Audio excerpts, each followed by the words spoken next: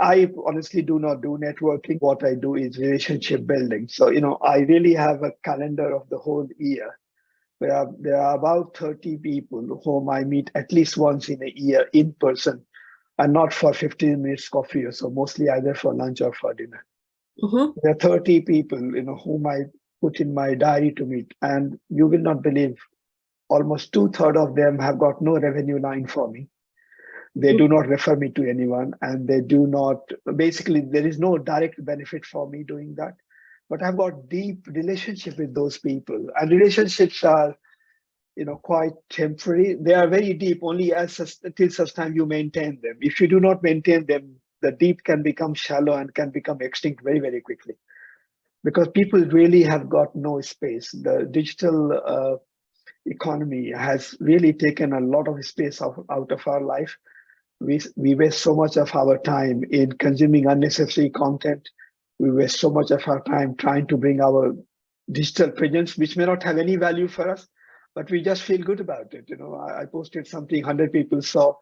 Now, whether those people saw and then felt, why this guy sent this to me, that we don't care. We all look at, that we all have become a scorecard holders. We just keep the scorecard. How many people connected with me? How many people saw what I wrote?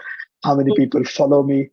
And there's a huge amount of peer pressure. And as you would have seen, the social media has created itself